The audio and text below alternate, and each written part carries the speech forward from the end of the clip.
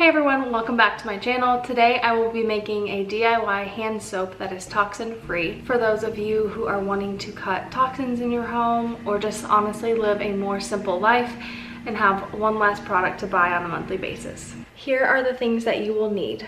So obviously up front you're going to have a little bit of a cost, and there's going to be just like a need to buy a few things that you wouldn't probably normally have sitting around your house. However, these things can be used in so many different ways that you won't regret the purchase, and they last so long that you won't have to buy them very often. First, you will need a pure Castile soap. This is my favorite brand.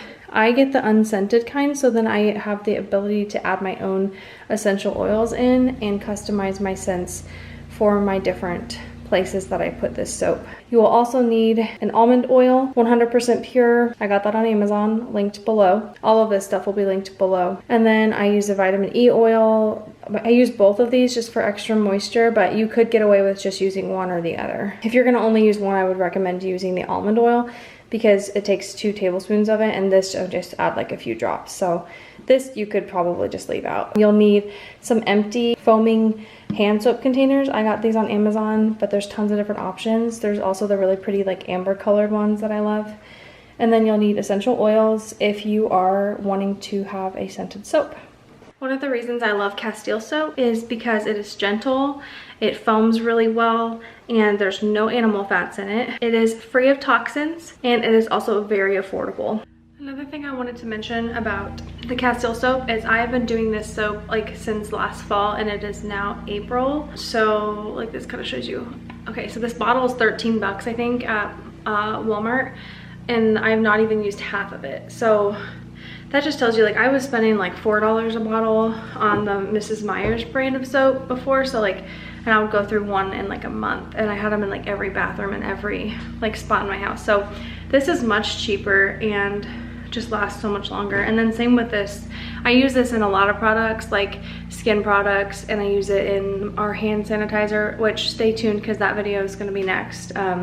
I make a DIY hand sanitizer, which is tons better. Anyway, these products, I use them in other things too, and that's super helpful because it just makes sense. They're now staple products in my house that I have only had to buy once so far, but I plan to continue down this road of like ridding my house of toxins, and so I have a feeling like a lot of these products will come back in handy again, so they're definitely worth having around your house. Just something to keep in mind, Castile soap is not antibacterial, so when you are thinking hand soap to have antibacterial properties in it, this is not that. However, don't tune out because there's ways that you can make your hand soap antibacterial or antiseptic, but the actual truth is that soap does not usually kill germs. It's how we wash our hands that kills the actual germs. So hand soap, it's like a surfactant, and so surfactants actually dissolve the fats that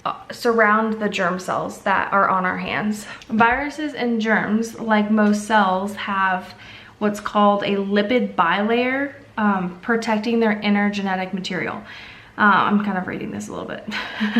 But in simple terms, their outer cell layer is composed of fat. And what helps dissolve the fat are surfactants like soap.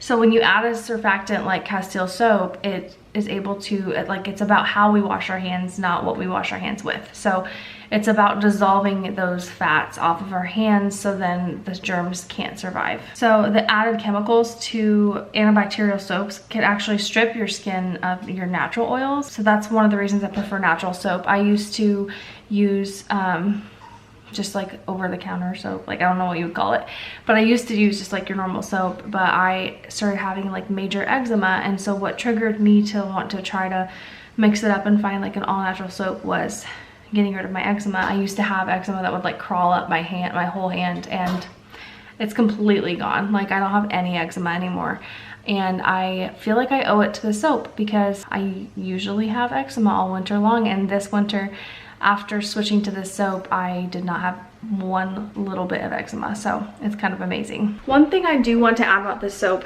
like a little fact, is that it does not lather like your average soap would. So if you're used to like the Dial soap or your soft soap or whatever, that is like super thick and like it just like lathers so much on your hands. Like this is not that. However, it does get an easy lather, and I'll show you kind of like a little video of me washing my hands with it after we're done making it, because it's just something that you have to get used to and adjust to. But once you're adjusted, like I honestly don't even like the other soap now because I feel like I can't get it off my hands.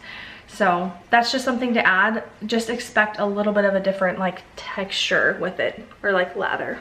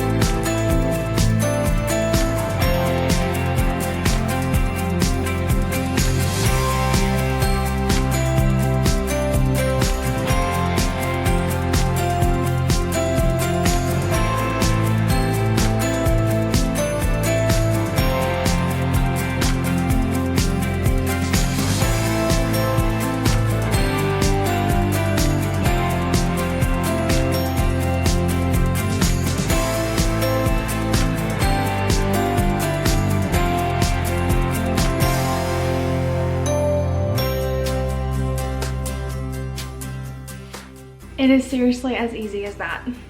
You just add the stuff, add your water, and then you have soap. And that will last us in the kitchen about a month and a half. And then in the bathrooms, it lasts like at least 2 to 3 months, just because I use the kitchen sink a lot more than the bathrooms. Yeah, and then my favorite thing is just being able to customize the scent. So in the kitchen, you saw me, I used Thieves, which I did not put in the intro, but I used my Thieves household cleaner mixed with my, this is like the plant therapy version of Thieves, but the germ fighter, which I usually have Thieves, but I just don't right now. And then I just added a few drops of lemon. I'm almost out of, I need to reorder more, but use a few drops of lemon just for that like kitchen scent.